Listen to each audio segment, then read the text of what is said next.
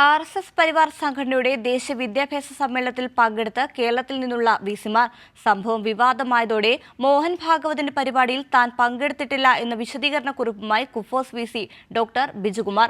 Kerala governor അധ്യക്ഷനായ പരിപാടിയിൽ RSSന്റെ ഭാരതാംബ ചിത്രവും വെച്ചില്ല.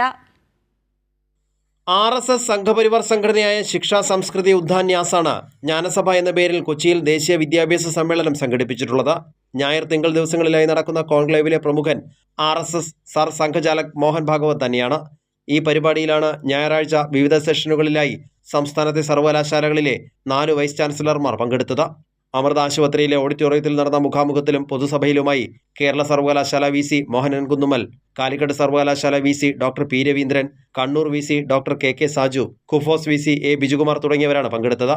സംഭവം വിവാദമായതോടെ മോഹൻ ഭാഗവതിന്റെ പരിപാടിയിൽ താൻ പങ്കെടുത്തിരുന്നില്ല എന്ന വിശദീകരണക്കുറിപ്പുമായി കുഫോസ് VC A ബിജുകുമാർ രംഗത്തെത്തി. വിവാദത്തിൽ നിന്നും തലയുരാനായിരുന്നു കുഫോസ് VCയുടെ ശ്രമം. ഭാരതത്തെ ഇന്ത്യ എന്നല്ല ഭാരതമെന്ന് തന്നെ പറയണമെന്ന വാദവും മുഖ്യപ്രഭാഷണത്തിൽ മോഹൻ ഭാഗവത് ഉന്നയിച്ചു. यद्यपि इंडिया दैट इज भारत है, लेकिन भारत भारत है और इसलिए हमारी बातचीत में, लिखने में, बोलने में, व्यक्तिगत हो या सार्वजनिक हो, हमको भारत को भारत ही कहना चाहिए. ജ്ഞാനസഭയുടെ ഭാഗമായി നടന്ന പൊതുസഭയിൽ അധ്യക്ഷത വഹിച്ചത് കേരള ഗവർണർ രാജേന്ദ്ര വിശ്വനാഥ് അർലേക്കർ ആയിരുന്നു.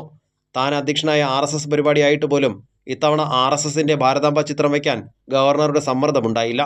മാതാ അമൃതാനന്ദമയിയുടെയും സരസ്വതി ദേവിയുടെയും ചിത്രങ്ങൾ വെച്ചാണ് വേദിയിൽ വിളക്ക് കൊളുത്തിയതും പുഷ്പാർച്ചന നടത്തിയതും. കൈരളി ന്യൂസ്, കൊച്ചി.